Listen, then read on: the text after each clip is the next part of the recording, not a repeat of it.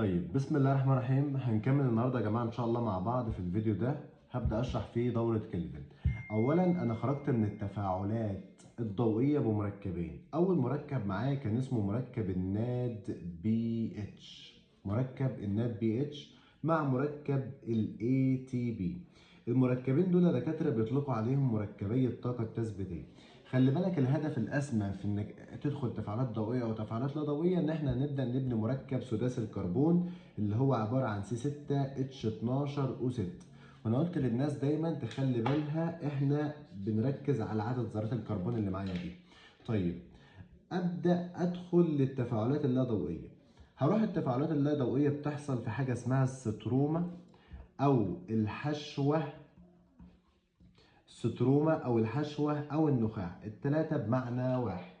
طيب إيه اللي هيحصل هناك؟ قال والله بكل بساطة التفاعلات دي تفاعلات إنزيمية. يعني إيه تفاعلات إنزيمية؟ يعني تفاعلات بتتأثر بدرجة الحرارة، لأن الإنزيم عبارة عن بروتين والبروتين بيتأثر بدرجة الإيه؟ الحرارة. فهنا المتحكم في سرعة التفاعل هي درجة الحرارة وليس الضوء، وهذا التفاعل يعتبر تفاعل مشروط بالتفاعل الضوئي، يعني ده مش هيبدأ إلا بعد التفاعلات الضوئية.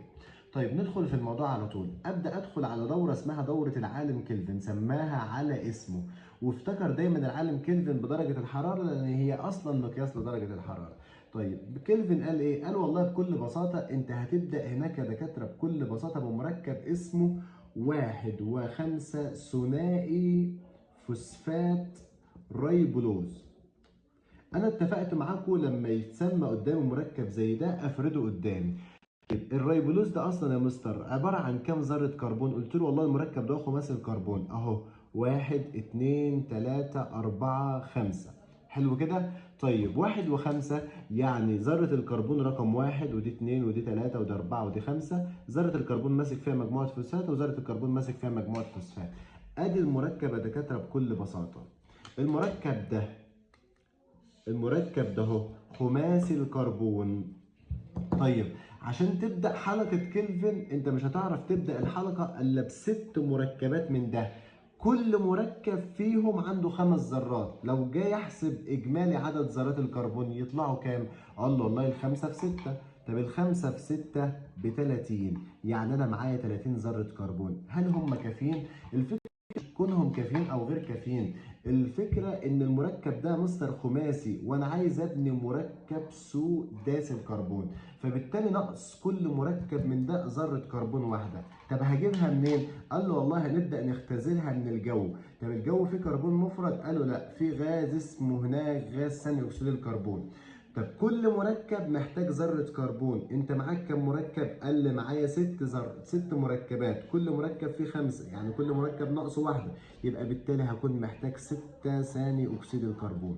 طيب لما ادخل 6 ثاني اكسيد كربون يعني دخلت 6 ذرات كربون بالاضافه لل 30 ذره الكربون، يبقى اقول له 6 بلس 30 يطلع لك في الاخر كام يا دكاتره؟ بقى اصبح معايا 36 ذره كربون.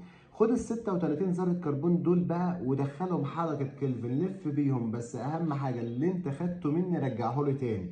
ايه اللي انا خدته منك؟ ال 30 ذره كربون لازم يرجعوا لي. طب انتوا شايفين حاجه؟ اتكون معايا مركب سداسي الكربون. طب هيتكون ازاي؟ يلا بينا نشوف. اول خطوه معايا هبدا اشوفها ان المركب ده هو دكاتره ماسك فيه من اليمين اهو 1 2 3 4 5 6، 6 ذرات ماسك فيه من هنا مجموعه فوسفات وماسك فيه من هنا مجموعه فوسفات. بكل بساطه مجموعه الفوسفات دي بتشد من اليمين ومجموعه الفوسفات بتشد من الشمال، فايه اللي يحصل؟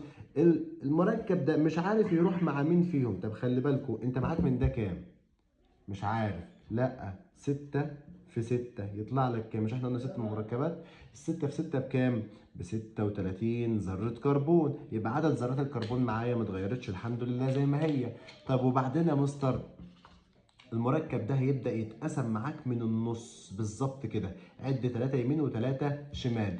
التلاتة كربون النهارده بنسميهم مركب فوسفوجليسلارده بي جي اي. ادي 3 هم و3 هنا. طب انا معايا 6 من دول، تخيلهم كده 6 فوق بعض، تمام كده؟ هيبقى معاك 6 في اليمين و6 في الشمال، يبقى هيكون معاك 3 بي جي اي في اليمين هنا. اسف ماشي ميرسي. هيكون معانا هنا 6 و6 من هنا. احترم نفسك. هكمل وربنا ما انا عايد الفيديو. هكمل. 6 من هنا ده في عندي منه 6 وده منه 6. طب البجال نفسه في كام ذرة كربون؟ قال لي في 3 ذرات كربون، وده في 3 ذرات كربون. طيب 3 في 6 18، 3 في 6 18، 18 و18 36. يبقى انا ماشي صح. حلو كده. طيب المركب ده اتقسم. عندي مركبات متخزنة. خلاص، عندي مركبات متخزنه. المركبات اللي متخزنه ده يا دكاتره اعمل فيها ايه؟ هنجيبها. كانوا هم مين اصلا؟ النات بي اتش والاي تي بي. طيب بتجيبهم ليه؟ علشان اخزن الطاقه اللي جواهم دي جوه جزيء الجلوكوز اللي هو طويل الامد في تخزين الطاقه. طيب ارجع اكمل موضوعي. طب وبعدين؟ قالوا معاك 6 من البجال ده و6 من البجال ده. لو مش فاهم الجزئيه اللي فاتت ارجع عيدها بالراحه، وبنأسف ان حصل سوء تفاهم بس اثناء التصوير. طيب اكمل يا جماعه بكل بساطه تاني. طيب هنا هيبدا على كل مركب من ده يدخل عليه واحد ناد مع واحد اي تي بي، واحد ناد اتش مع واحد اي تي بي. طب انت التوتال معاك كام؟ 6 و6، يبقى هتحتاج كام ناد؟ 12 ناد اتش مع 12 اي تي بي. التليفون بيتهز، بطل ضحك. مش هعيد ورب الكعبه ما هعيد، ما توقفش. طيب اخر حاجه وصلت لها هنا يا دكاتره بعد ما عملنا الجزئيه الاولى، طلع معايا مركب سداسي الكربون ماسك فيه من اليمين مجموعه فوسفات ومن الشمال مجموعه فوسفات. قلنا مجموعه الفوسفات دي هتقسم المركب نصين. نص المركب اهو هاخدها على جنب. 1 2 3 4 5 6 ماسك من هنا بفوسفات وماسك من هنا بفوسفات. التلاتة كربون ده هم على بعض لما بيكونوا مع بعض لوحدهم اسمه بجال، بي جي اي، اختصار لكلمة فوسفوجليسلردهايد. طيب انت معاك اصلا 6 من المركب ده. تخيل معاك 6 من المركب ده فوق بعض كده. لما هيتقسم هيكون في عندي 6 في اليمين و6 في الشمال، يعني 6 هنا مع 6 بي جي اي هنا. عايز اتاكد يا مستر انا شغال صح. ده عدد ذرات الكربون في كام؟ قال لي 3. وده عدد ذرات الكربون في كام؟ قال لي 3. طيب 3 في 6 18، 3 في 6 18، 18 بلس 18 36 ذره كربون. يبقى انا برضو شغال صح، مفيش معايا ادنى مشكله. طيب ارجع بعد كده اروح على مركبات الطاقه اللي كانت طالعه معايا. كل مركب من ده الناد اتش عايزه تخلص من الهيدروجين. طب ليه؟ عشان تروح تكسر جزيء ميه تاني وتجيب جزيئات ميه جديده ويختزلوا غاز ثاني اكسيد كربون. ما انا مش هبني جزيء جلوكوز واحد. قال لي طب حلو، يعني انت عايز ايه؟ قال لي كل واحده بي جي اي يدخل عليها ناد اتش. طب انا عايز اكسر الرابطه دي، يبقى هحتاج لي اي تي بي.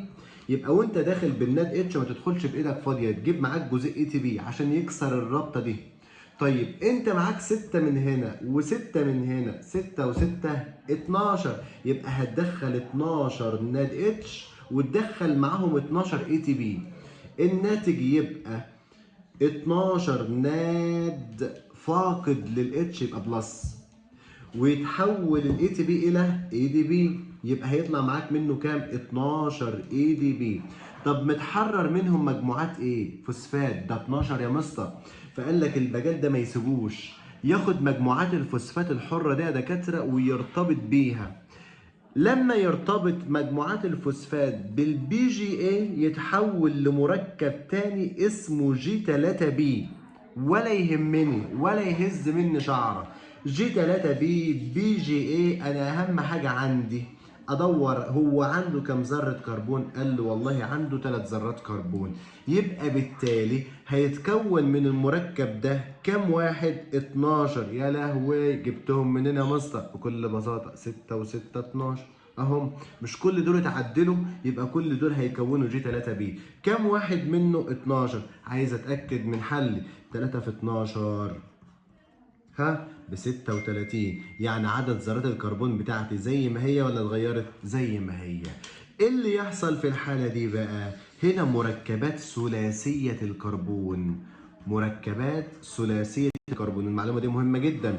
يعني 2 من دول لو اتحدوا مع بعض هيكونوا جزيء جلوكوز، او لو نص الجلوكوز اتكون في الضوء فهيكون عبارة عن 3 ذرات كربون ياخد 3 من ده. ايه اللي يحصل؟ بكل بساطة ال 12 دول يتحرر منهم مجموعتين 2 بس، جي 3 بي جي 3 بي، يروح يشاركوا في بناء جزيء جلوكوز، يتحدوا مع بعض، يتحدوا مع جزيء يتكون في الضوء ايا كان سيان. المكرر ده مش عليك، بس المهم ان يتحرر اتنين. اتبقى كام يا دكاترة من ال 12؟ يتبقى 10 جي 3 بي. ايه ده؟ 10 جي 3 بي هو كام ذرة كربون؟ 3. 3 في 10 بكام؟ ب 30 ذرة كربون. ده بيفكرك بحاجة؟ بيفكرني بالاصل اللي بدأت بيه. انا كنت بادئ بكام ذرة كربون؟ 30، بس كنت بادئ بمركبات خماسية مش ثلاثية الكربون. انا مش عايز الثلاثي ده يا مستر. قال لي طيب خلاص، يبقى نجري تعديل على المركبات الثلاثية الكربون، نحولها لمركبات خماسية الكربون. مين يعمل التعديل ده يا دكاترة؟ طب ليه بتعمله؟ قال لي عشان ارجعه ريبولوز تاني. طب خلي بالك المركب ده مربوط من اليمين لشمال، من اليمين ومن الشمال بمجموعات فوسفات، يعني 1 2 3 4 5. الخمس ذرات كربون هيرتبطوا من اليمين ومن الشمال بمجموعات ايه؟ فوسفات اللي كانت متحرره من الاي دي بي. طيب مين اللي هيعمل كده؟ انزيم اسمه انزيم الروبيسكو. انزيم الروبيسكو ده يا جماعه هو اللي يحول الجي 3 بي مركبات ثلاثيه الكربون الى مركبات خماسيه الكربون. طب كم مركب منها؟ هيكونوا 6، لان انا كنت بادئ بالستة، ما اللي خدته لازم انهي بيه. طب 5 في 6 ب 30 ذرة كربون. طيب العملية دي عشان تتم بيلزمها جزيئات اي تي بي. اخر حاجة والله ادخل هنا 10 جزيئات اي تي بي، يتم استهلاكهم يطلعوا 10 اي دي بي. شكرا، كده خلصت دورة كلفن. بتبدأ بخمس ذرات كربون 6 مركبات، تنتهي بخمس ذرات كربون 6 مركبات. وشكرا. كان معكم العالم الجليل أسامة خالد. أتمنى تكونوا فهمتوا حاجة، ولو ما فهمتوش انتهت حلول الأرض، ولعوا في نفسكم. السلام عليكم ورحمة الله.